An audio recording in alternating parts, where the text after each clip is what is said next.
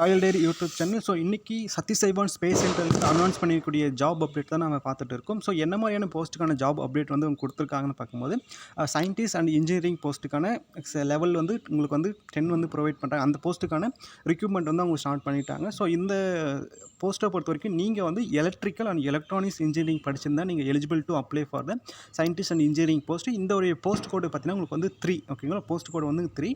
So நீங்கள் apply பண்ணும்போது இந்த போஸ்ட் கோடை என்டர் பண்ணி தான் நீங்கள் அப்ளை பண்ணுற மாதிரி இருக்கும். இந்த போஸ்ட்டை பொறுத்த வரைக்கும் இந்த எலக்ட்ரிக்கல் இன்ஜினியரிங் போஸ்ட்டில் வந்து நீங்கள் சயின்டிஸ்ட் அண்ட் இன்ஜினியரிங் போஸ்ட்டில் உங்களுக்கு வந்து பே லெவல் வந்து 10 வந்து ப்ரொவைட் பண்ணுறாங்க. ஸோ பேசிக் பே வந்து நீங்கள் வந்து 56,000லேருந்து 1,77,000 வரைக்குமே நீங்கள் வந்து உங்களுக்கு வந்து ப்ரொவைட் பண்ணுவாங்க. ஸோ நீங்கள் வந்து எலக்ட்ரிக்கல் அண்ட் எலக்ட்ரானிக்ஸ் இன்ஜினியரிங் படிச்சதுன்னா நீங்கள் எலிஜிபிள். ஸோ இதில் வந்து நம்பர் ஆஃப் வேகன்சின்னு அப்படின்னு பார்க்கும்போது 2 வேகன்சி தான் கொடுத்துருக்காங்க. ஸோ இந்த 2 வேகன்சியுமே பார்த்தீங்கன்னா உங்களுக்கு வந்து அன்ரிசர்வ் கேட்டகரியில் இருக்குது. யார் வேணாலும் அதுக்கு போட்டி போடலாம், சரிங்களா? SC, ST, OBC, BCC, EWC யாராக இருந்தாலும் நீங்கள் ஓப்பன் பண்ணலாம். இதில் வந்து ஒரு போஸ்ட் வந்து பார்த்தீங்கன்னா பிடபிள்யூடி, ஓகே, பிடபிள்யூடி கேண்டிடேட்டில் டிசபிலிட்டி கேண்டிடேட்டில் வந்து பார்த்தீங்கன்னா ஹெச்ஹெச் பிளாக் வந்து கொடுத்துருக்காங்க. ஸோ ஹேண்டிகேப்ட் ஸ்டூடெண்ட்டுக்கு வந்து எலிஜிபிள் நீங்கள் ஒரு போஸ்ட் உங்களுக்கு இருக்குது. ஸோ இதில் வந்து லொக்கேஷன், ஒர்க் லொக்கேஷன் அப்படின்னு பார்க்கும்போது நீங்கள் வந்து சதீஷ் சைவான் ஸ்பேஸ் சென்டர் ஸ்ரீஹரிகோட்டா ஆந்திர பிரதேஷில் தான் நீங்கள் ஒர்க் பண்ண போகிறீங்க.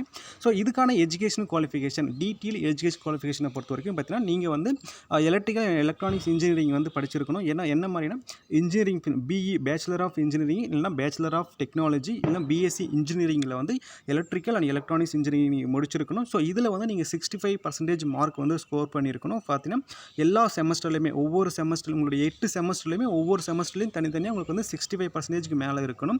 ஸோ ஆல்ரவுண்டு 60% இருக்கக்கூடாது. ஒவ்வொரு செமஸ்டர்லையும் வந்து நீங்கள் தனித்தனியாக வந்து 65% நீங்கள் ஸ்கோர் பண்ணியிருக்கணும்.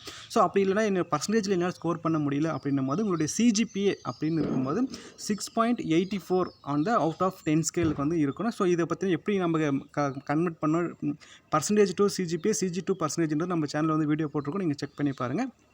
ஸோ அப்படி இல்லை, ஸோ அடுத்து வந்து நான் வந்து அப்ராடில் படிச்சிருக்கேன் அப்படின்னும் போது நீங்கள் வந்து ஏஎம்இஐ அந்த இன்ஸ்டியூஷனில் படிச்சிருந்தாலும் சரி, இல்லை ஐஇடிஇ அந்த குவாலிஃபிகேஷன் நீங்கள் எடுத்திருந்தாலும், ஸோ அந்த குவாலிஃபிகேஷன் 2013க்கு முன்னாடி நீங்கள் படிச்சிருந்தீங்கன்னா எலிஜிபிலிட்டி, 2013க்கு பிறகு நீங்கள் படிச்சிருந்தீங்கன்னா எலிஜிபிலிட்டி கிடையாது. ஸோ இதுக்கான நேச்சர் ஆஃப் ஜாப் அப்படின்னு பார்க்கும்போது நம்ம சேனலுடைய ஷார்ட் சீரீஸில் நம்ம கொடுத்துருக்கோம், நீங்கள் செக் பண்ணி பாருங்கள். ஸோ எலக்ட்ரிக்கல் அண்ட் எலக்ட்ரானிக்ஸ் இன்ஜினியரிங்கோடைய job nature in Satish Dhawan space centre அப்படின்னு நம்ம கொடுத்துருக்கோம், நீங்கள் செக் பண்ணி பாருங்கள். So okay, pay allowance and age ரிலாக்ஸேஷனை பொறுத்தவரைக்கும் உங்களுக்கு வந்து பேசிக் பே வந்து 56,000 கொடுக்குறாங்க. ஸோ உங்களுக்கு வந்து பெர் மந்த் எவ்வளோ கிடைக்கும் அப்படின்னு பார்த்தீங்கன்னா 86,000லேருந்து 9955 ருபீஸ் வந்து கொடுக்குறாங்க. இதில் வந்து உங்களுக்கு ஹச்ஆர் இருக்குது, டிஆர் அலவன்ஸ் இருக்குது, டிரான்ஸ்போர்ட் அலவன்ஸ் எல்லாமே கொடுத்துட்றாங்க.